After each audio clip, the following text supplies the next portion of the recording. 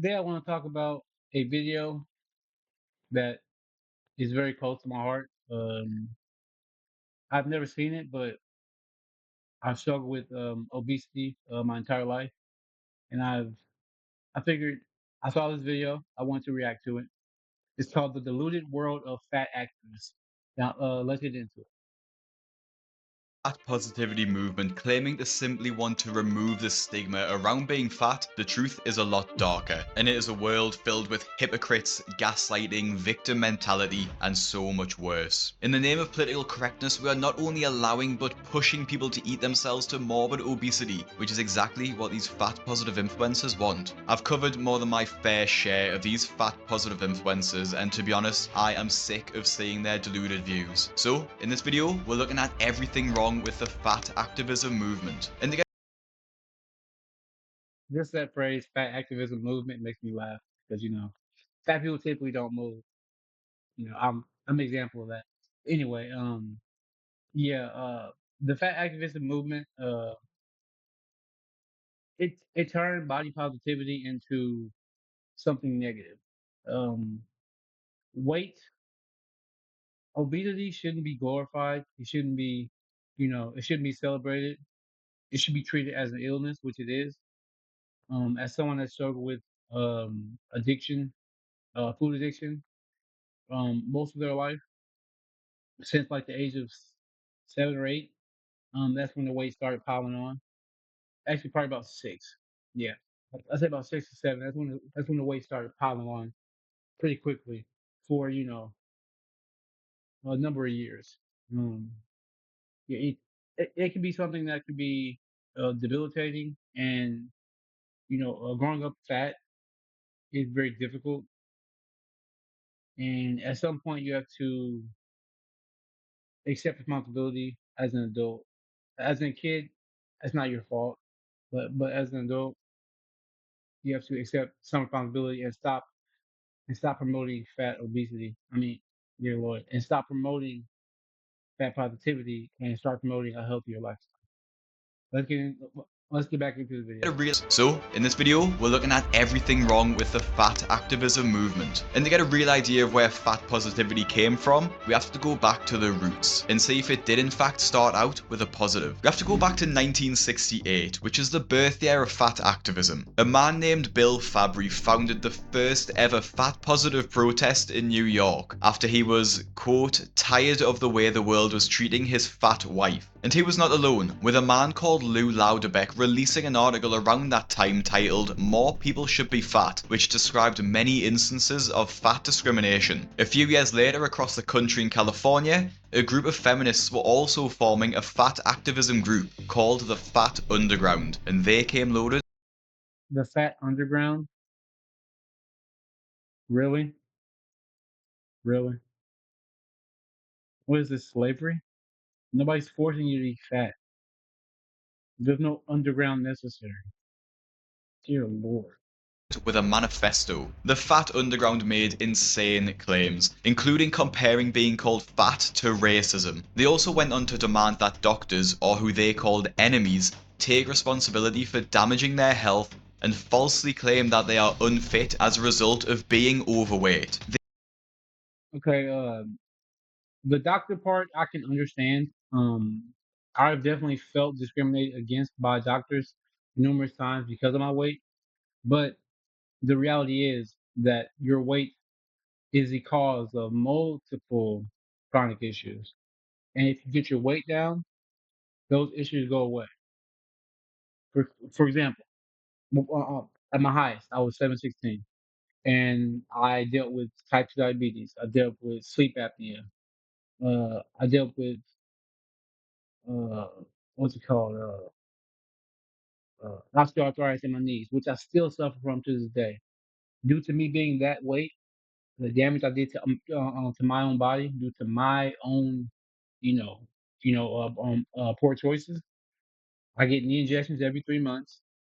I had no cartilage in either of my knees, as well as having to get something called knee nerve ablation, which I should be getting soon.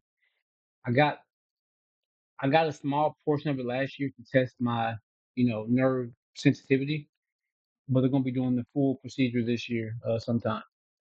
But I mean, blaming other people for your weight or feeling discriminated, I can understand that, but the reality is the world's not fair. Pretty people get treated better. Fat people get treated worse. Tall people get treated. Tall men get treated better than short men.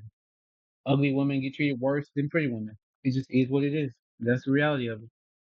Gotta accept it and move on.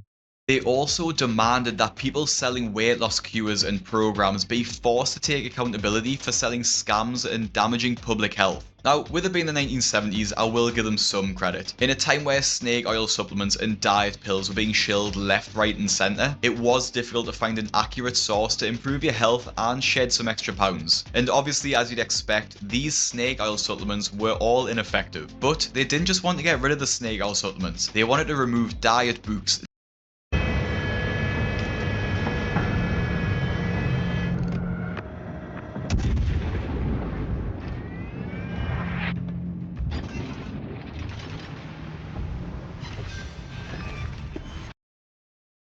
diet clubs, diet foods, and even food supplements, which would include things like whey protein. Activists wanted to get rid of all of these. Whey protein is awesome. Don't get rid of that. I'm not gonna lie. In certain protein bars, they're pretty gross. They're pretty freaking gross. There's one that I love called Barbell or Bearbell. I think it's Bearbell, but it's super expensive. It's like 350 or freaking $4 a bar. It's insane. But I mean, when I can afford to buy it, I will. But I mean, I stick to protein drinks. I'm not gonna lie, I really don't eat much. You know, I have a lot of loose skin, so I've lost a good amount of weight, but gotta keep going. Not, I'm not where I want to be, so can't give up yet. But not because they knew they didn't work, but because of how it made them feel, despite what they may say in their manifesto. Being told that weight loss is possible made these so-called fat activists so uncomfortable that they wanted to ban the practice altogether. Given that people can and do lose weight, nothing much came of their fat liberation manifesto. Banning, hold on, banning what? Activists so uncomfortable that they wanted to ban the practice altogether. Given that people can and do lose weight, nothing much came of their fat liberation Yeah, that's ridiculous. Banning something that's true. You can lose weight. It's what's it called? Thermodynamics or something like that, where it's like you expend more energy than you absorb. Oh, I'm so stupid. You know what I mean. manifesto. But what it did create uncomfortable that they wanted to ban the practice altogether. Given that people can and do lose weight, nothing much came of their fat liberation manifesto. But what it did create was a unity between the members of the group to stand together and resist diet culture. And as we fast forward into the present day, fat activists of the world seem to have united even more and are somehow even more extreme than their historical roots. In today's world, fat activism ideas can spread further and much quicker thanks to social media. Users on sites like Figures can spread further and much quicker thanks to social media. I'm not gonna lie, the girl in the middle is bad. Users on sites like Facebook, Instagram, and TikTok churn out viral fat activism content for all across the globe. And this is where the damage really starts. With everyone on Earth being on social media and with an algorithm tailored to your particular interest, it's easy to fall into an echo chamber of like-minded people who support each other through their own confirmation bias. One of these echo chambers is the fat acceptance and the healthy at every size movement, where influencers on TikTok share their fat positive content, which is where our issues start. Now, some of these influencers don't actually The healthy at every size is such a BS thing to say because if you are struggling to walk to your mailbox, struggling to walk to your car, struggling to breathe as you're walking up and down a flight of stairs, it's not healthy. Hate to break it to you, but Yeah, it's not healthy. cause damage, and they're just trying to stop the flat out bullying that occurs to obese people just because they're fat. However, some of these influencers take it a step too far, and fat positive influencers are now creating content glorifying obesity and telling people the world should cater to them. Obviously, this attracts obese people You ever notice how you ever notice how you never see men talking about fat acceptance or healthy at any weight or any size or body positivity? We know that that's a bunch of BS. We know that society will not deem us attractive if we're not, a certain way, if we're not fit. Well, we know that women typically, not all, but women typically see the 6 foot man who's, ripped, chiseled, whatever, who's, not fat basically. They see him as, the ideal attractive mate. So men like me who are, 5'9", 282 pounds, bunch of loose skin, I know I'm not attractive. I have a decent face, but that's about it. The rest of me is there. So even if I get my loose skin removed, which I will someday, I know that I'll never be the ideal woman's type. And I've learned that the hard way many times. Recently, actually, like February recently. So yeah, I mean, we get slapped in the face by reality. Women get coddled by delusion, basically. because it confirms their view that being obese isn't so bad, and it creates this echo chamber we talked about. These fat positive influencers create pockets on the internet where only like-minded people exist. Their confirmation bias prevents them from challenging each other's thoughts, instead reinforcing the belief that there's nothing wrong with being obese. For example, in the comment section of this video complaining about fat phobia, really done this, because if they did, they would lose weight. But no one commented on the fact that they had to be lying, because it's easier to live in delusion than just to face reality. I know this is just one comment, but this is the mindset followers of these fat positive influencers are in. The misinformation is extremely dangerous, and it just encourages the idea that losing weight is not just impossible, but pointless. But these comments are only from public social media accounts and platforms. Hidden behind secret and private groups are much darker, disturbing stories of so-called fat activism. After I made a post to my subscribers asking about their experiences, a girl named Ty very kindly messaged me her story, which sheds a whole different light on these private fat liberation groups. Ty used to weigh 350 pounds, and from her own admission, was very active in her local fat liberation group. She was spending $40 every day on McDonald's Very active in a fat liberation group. I'm sorry. The phrasing he's choosing is funny as hell. and had a ton of health problems. Her friends in the group constantly claimed these issues, which ranged from edema, ruptured discs in her spine, PCOS, and depression. Edema. I have a lymphedema in my left left eye. It's much smaller than it was at my highest, but it's still there. It freaking sucks. I need surgery to get rid of it. But yeah, lymphedema also. I can't wear shorts. I can't wear shorts without wearing base layer pants, which means that you know, like I miss wearing shorts. I miss wearing shorts, being able to show my legs. So like, there's so many things about being massively obese, massively overweight, morbidly obese that people don't talk about. Like, it's not a joke. Like, like allowing yourself to get that big ruins your life. And when people let themselves get that big, they're usually in a mindset to where they just don't care anymore. Like, I was definitely in a mindset to where I just did not care anymore. I was dead set on not making it to 30. So I was like, what's the point? So, but like, it's sad. It really is. Like morbid obesity it has become an epidemic that people just like pretends not real, and they try to turn it into a positive thing. When you can't turn something that kills you slowly over time and it hurts everyone around you into a positive thing.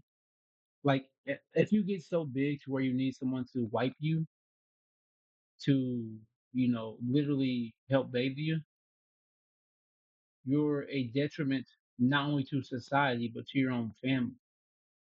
Oh, I was thankfully I never got to the point where I needed help wiping or even like bathing in general. I got close, and I'd rather die. Like literally, I'd rather kill myself than to have someone help bathe me. I'm sorry I'm talking so much, but it needs to be discussed a lot. It does, but by people that actually have experienced it and that and that work their way down from being at that weight. were not linked to her weight. They told her that her body was perfect and that her issues couldn't be from the massive McDonald's orders she was eating every day or the morbid obesity she was eating herself into. However, Ty decided enough was enough and pushed herself to lose weight, which is when the hate started to pile on. There were hate posts made about her, people messaging her telling her she was destroying her body by dieting, Wherever you are, Ty, I'm proud of you. and even trying to gaslight her by saying that she must hate her body if she was willing to ruin it by dieting. Eventually, Ty was exiled from the group, all because she was sick of living that way and finally woke up to the fact that her weight was ruining her health. Thankfully, Ty turned her life around, but others will stay in these disturbing groups until it kills them. Now, obviously, a lot of these groups online are completely private, invite only, and share extreme views about fat activism, which is eerily similar to a cult. And when someone wants to leave the cult, they are ostracized, abused, and told they hate themselves. Yet, no one would tell Ty she hated herself when she weighed over 350 pounds, because if they did, the other people in the group would have to admit that they hate themselves too. This is one of the key issues Shit, I hate myself now. I'm freaking under freaking 300 pounds. So, with the fat activism movement. No one is allowed to better themselves, and if they do try to better themselves, they are told they are worthless and they hate themselves because they can't bear to see people finally wake up to the fact that they're slowly killing themselves. And I need to remind you that this is all under the guise of loving yourself at any weight, but it's easy to see the reality. Obviously, people at a healthy weight can suffer the same symptoms that Ty had, but they were undoubtedly exacerbated by being overweight. Now, a lot of fat people claim that they can be healthy while being morbidly obese, and if anyone, including doctors, claim otherwise, they are being fat phobic, even citing medical fat phobia. Now, claims of medical fat phobia are rife within fat activist groups, and it is fat phobia. Phobia implies that you have a fear of something. You're not afraid of fat people. People aren't afraid of us. They're disgusted by us. And we should be disgusted by ourselves. I know I know I was, and I know I still am. So yeah, phobias for like spiders or ants. I don't know. Who's afraid of them? You know what I mean? Just something real. You can't be afraid of fat people. Like, come on. essentially where a fat person goes to the doctor with an issue, and the doctor is like, Mhm. I just thought it so stupid. Like, imagine like like a Halloween, you dress up as a fat person and you start scaring people. Somebody should find somebody with a fat phobia and do that to them. That'd be hilarious. Tag me. to blame it on their size rather than look into it further. As a fat person, I often dread medical appointments because of blatant medical fat phobia. The last OB appointment I went to, the provider blamed everything on my weight and told me that I needed to go on medication. Now, I will say to an extent, I can see this happening, and obviously everyone deserves to have their health problems Sorry, but even at my highest, I had a neck. Like, I had a neck. I'll try to find a picture of me and post it here. But even at my highest, I had a neck. That person has no neck. Come on, what are you doing? looked into properly and with care. People do sometimes get misdiagnosed with their health issues, wrongly blamed on their weight, but at the same time, some people whose problems are genuinely weight related use the idea of medical fat phobia as a way to shift blame and dismiss doctors because of seeing others online talk about being misdiagnosed. It's also gotten to a point where people will actually go to the doctor's office and be so adamant that their issues aren't caused by their weight, they will just flat out refuse to talk to the doctor about weight loss. At the start of the visit, I set boundaries by saying something like, I have certain issues I'd like to focus on, and I'd like to not discuss weight or weight loss. Instead of seeing a doctor's advice as a wake-up call, some people convince themselves that any mention of weight is just discrimination, despite them needing oxygen fed straight up their nose. And unfortunately, that mindset doesn't change reality. Obesity still carries massive health What's wrong with me? Because I found the last two women, her and the last one, attractive. So There's something wrong with me because I mean they're fat. I mean the last one wasn't really fat; she was just chubby. But this one's she's a bit fat. But I mean, looks like she had a kid or something. I don't know. I mean, either way, she's still attractive in my opinion. Risks whether they want to acknowledge it or not. And as we've seen in my previous videos, people die all the time due to obesity related illnesses. And if people don't believe that, they are in denial. This extreme idea of medical fat phobia really feeds into the same mindset we see in the healthy at every size movement. This movement really took medical fat phobia and just ran with it, because a lot of the leaders inside the group are really pushing the idea that being obese is not only healthy, but actually doesn't pose any risks at all. And one of these leaders is Virgie Tovar, who is pushing this exact narrative. She has written a number What is she wearing? of books, with her first actually talking about her breast obsession, but a more recent one was titled "You Have the Right to Remain Fat." Her books and talks boil down to the so-called fact that your weight has no bearing on your health, and that dieting actually causes more damage to your health than your weight ever would. Virgie also talks more about the social issues which she feels occurs, such as when you feel like someone is being fat phobic at a party with cake. A cake-related fat phobic incident, or CRFI, Okay, people are just making up shit now. The fuck is a CRFI? Cake related fat incident? Are you kidding me? What the actual it's pissing me off, man. is that moment when it's time to eat delicious cake and it's interrupted by a moralizing impulse. Inevitably, there's always someone at the You mean common sense saying not to eat cake because you don't freaking eat it? Like every once in a while, sure. But you okay, I'm gonna shut up. party who has to declare publicly that their slice is too large, and that the person who's cutting the cake, almost invariably a woman, must do some disproportionate amount of labor Nobody does that. Nobody says shit like that. Come on. in order to accommodate their need to feel superior. Now you might think, who She's looking for an excuse to become a victim. That's all it is. She wants to be a victim so badly. Just cut your leg off. You'll be a victim then. You dumb. cares? If someone wants to spout this nonsense, they can. It's a free country. However, Virgie Tovar isn't just anyone, and she was recently hired by the San Francisco Department of Public Health as a health consultant. This is completely insane. She's actually encouraged people to not talk about exercise or dieting at all. And this is what fat activism is going to bring us. A Department of Public Health consultant actively telling people not to talk about Look at her. The epitome of health. Perfection. You just sculpture her. There'll be nothing wrong. bettering yourself and encouraging people to eat themselves into immobility. Honestly, I need to do a full video on Virgie Tovar because there's just so much to unpack, but she is just one of the biggest voices in the fat activism community who try to push the narrative that being fat is a good thing. And despite Virgie being the loudest about healthy at every size, she isn't the only one. And while some influencers try to push the idea that fat is healthy, others take it a step further and attempt to normalize being obese and expecting the world to cater to them. Now, if you aren't aware who this fat influencer is, this is Jay Yeah, I've seen her. I've seen her before. Yeah. whose real name is Jalen, and she has some of the most deluded and ridiculous views imaginable. Basically, Jalen made a name for herself after sharing what it's like traveling Yeah. That's the video I saw of her on the plane complaining. Like I've been on a plane only like 2 or 3 times. I could fit thankfully, but I've never once like it was tight. I was like 300 some pounds and I could fit, but I had to like squeeze in that motherfucker. Like I didn't complain. I felt bad because I was in the middle. I was in the freaking middle. The first flight, second flight, I was in a row alone because it was like 11 o'clock at night, so nobody was there. But like I was in the middle. I felt bad 'cause I was like it was a girl and a guy next. To me. I was like, oh, I'm sorry. I freaking held my freaking pee the entire time because I didn't want to get up. I feel bad.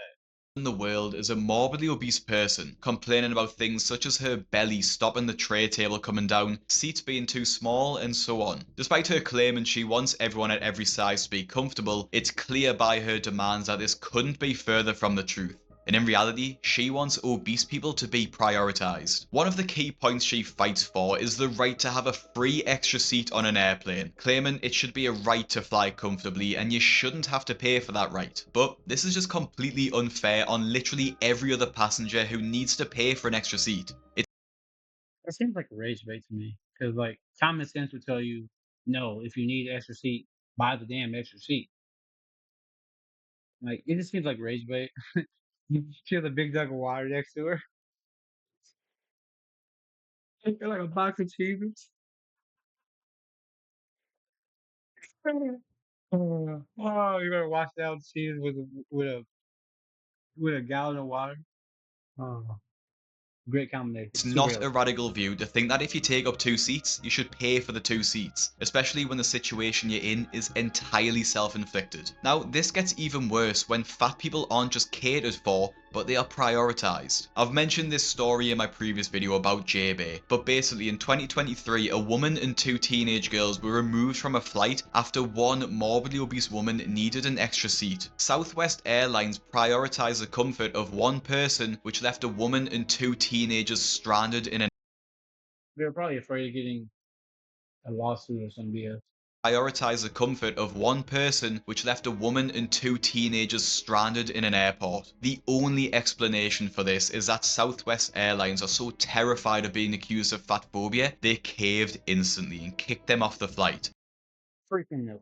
The worst part is that JB has actually praised this exact policy. Southwest Airlines sets an incredible example by prioritizing passenger well-being by offering a free second seat or reimbursement for the purchase of an additional seat for comfort and safety of those needing extra space. These policies enhance safety and reduces discomfort and health risks associated with cramped plane seating. Southwest Airlines' inclusive customer size policy should serve as a model for other airlines, All that talking super fast, all that editing, it has to be exhausting. encouraging them to accommodate plus-size passengers and eliminate discrimination. In what world is this right? Surely even people who are involved in fat positivity can say that this shouldn't have happened. And JB didn't stop at airplanes and complaints about travel, even going a step further and demanding, among other things, that toilets should be raised so she doesn't have to bend down as far. Obviously, to people with common sense, they can say that people with disabilities, especially those in wheelchairs, would have even more trouble than they already do going to the toilet. But obviously, Jalen doesn't take that into account because she doesn't care and she just wants the world to cater to her. I've covered a lot more of Jalen's antics in my full video, but these incidents just highlight the facts that these fat activists don't really care about inclusivity. They just want to be prioritized over the average person. And this ties directly into the victim mentality they live in. Fat activists are so locked in this mindset that they see the entire world through the lens of their weight. Every inconvenience, every struggle somehow becomes proof that society is against them. And instead of adapting and losing some weight, they expect society to bend over backwards to accommodate them. Some of you Speaking about the victim mentality, there's a thing that Levi Nix talks about. Um, he basically says that once he started thinking about like every everything that went wrong in his life, he started saying that it was his fault. Basically, accepting responsibility for that. Like he uses like if you get to a red light, that means that it's your fault for not leaving sooner, so that you could drive. You know, not leaving sooner, so that if you left sooner, you might have made that red light and driven past it, as green or yellow. But it's like it's small stuff like that that it changes your mentality to where like you get out of that victim mindset, and even if things aren't your fault, you accept responsibility for that, because like it's just like it gets you out of that victim mindset. And I mean, a lot of people are in the victim mindset, and I mean, I used to be when I was younger, and especially after my mom passed, I just blamed everything on that. But it's like once you get out of that victim mindset, you have to realize that things won't change unless you put forth the action to make it change, and you have to accept responsibility for things that are going wrong in your life, even if it's not responsibility. Just getting used to accepting responsibility doesn't mean that you blame yourself for everything. That just means that you're just like, you're just like out of that victim mindset, and you just choose to find a solution to that issue. I mean, that's the way I see it. As you know, I don't speak for Levi Nick. I don't know the guy. I just watch his videos. Do make great content. Makes a lot of videos, just like Poor Man's Podcast, just like you know, Manosphere, a Manosphere Highlights Daily, just a bunch of those guys. But they all make great content. Oh, Araco TV, shout out Araco TV. Araco TV is freaking awesome, man. Dude's if she cheats, she belongs to the street. Yes. Okay, that's You'll probably remember this story at the start of 2025 when 600-pound rapper Dank DeMoss sued Lyft because she couldn't fit in the car.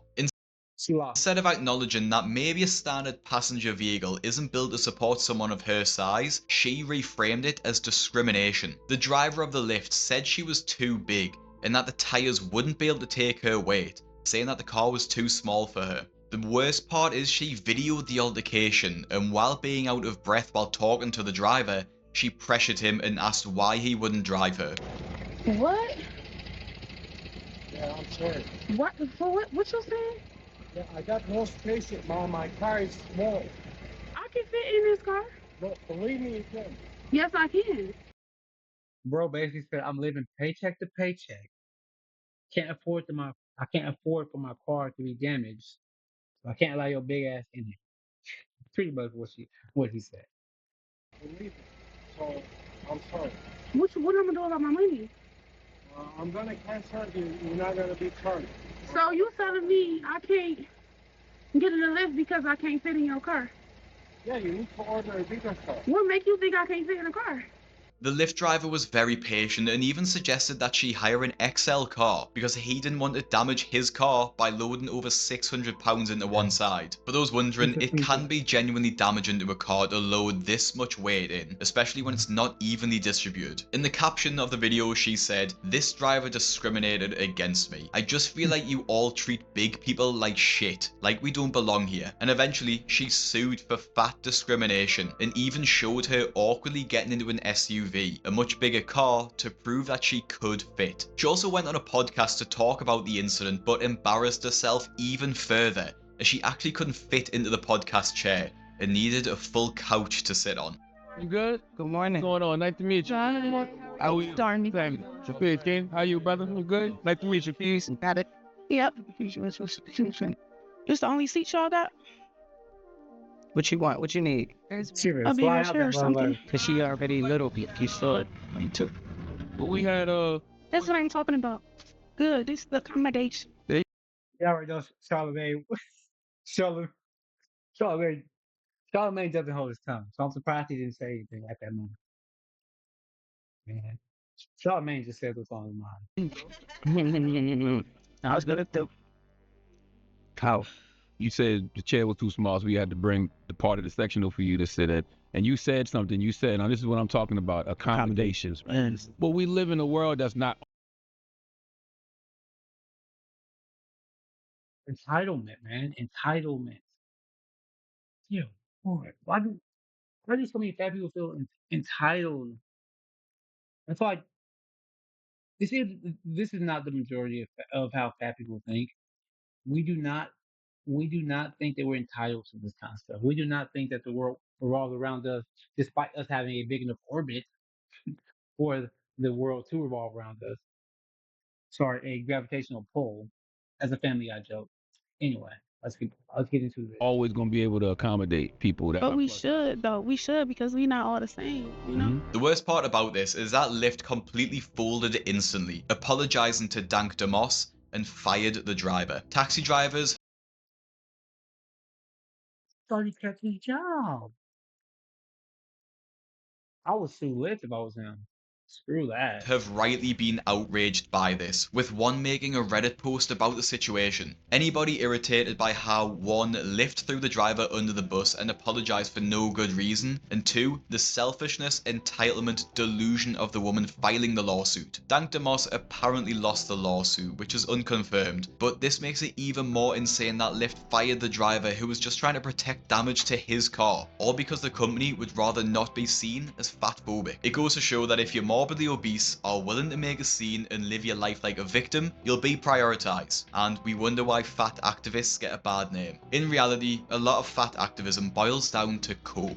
The people in the private groups earlier couldn't bear to see people change their lives for the better, so exiled Ty. JB coped with her weight by attempting to normalise it, Virgie Tovar coped by trying to silence conversations around weight loss, and Dank Demos tries to coped by She looks like that fish off of Shark Tale. You know that teacher fish with glasses. Try to find a picture and put it here. trying to silence conversations around weight loss, and Dank Demos tries to cope by believing she is being discriminated against. And they are coping because losing weight can be hard, and it's hard to admit you have an addiction and a problem. It's easier to normalize it than to work for a normal body, and when someone does work for it, it's easier to call them an enemy and tell them that they hate themselves. This was also shown with Lizzo, who successfully lost weight using Ozempic, and then was quickly called a sellout from those inside fat liberation groups for doing so, which doesn't seem very body positive to me. At its core, fat activism has twisted what body positivity was supposed to be about. A movement that could have been about self-acceptance and encouraging people not to be bullied for their appearance has become a breeding ground for denial, delusion, and entitlement. No matter how hard these fat activists try, the truth is simple. Being obese is not healthy. You can't bully doctors into rewriting medical science. You can't sue your way into a body that works properly. And you can't tell people not to talk about exercising because it hurts your feelings. So, if you're watching this and you are caught up in one of these groups, ask yourself, do these people really want what's best for me? Or do they just want to keep me exactly where I am, because it makes them feel better about their own choices? And if you aren't sure how to answer that question, maybe you need to watch the video that's on your screen now to see the true effect your weight could have on your body. Make sure you subscribe and follow my Instagram at BigCraigYT. Thank you for watching, and I'll see you in the next one. Despite the fat positive I highly doubt that people in those fat activist groups are watching Big Craig's videos. Hopefully some of them are. Hopefully it changes their mindset. But I mean, I doubt it. Anyway, if you enjoyed the content, if you enjoyed my reaction to this video, I enjoy doing stuff like this. I enjoy reacting to videos about like morbid obesity because like I said, I've been where they are. Um, I know what it's like to fight your way out of an addiction. I mean, I fight every day, struggle every day. So I mean, if you enjoy watching my reaction, watching my content, watching listening to my commentary, feel free to like, comment, and subscribe, as well as let me know if there's any other videos you want me to react to. This is Prince Reacts Entertainment, PRE. Join the PRE family and follow for more. Thank you so much for watching.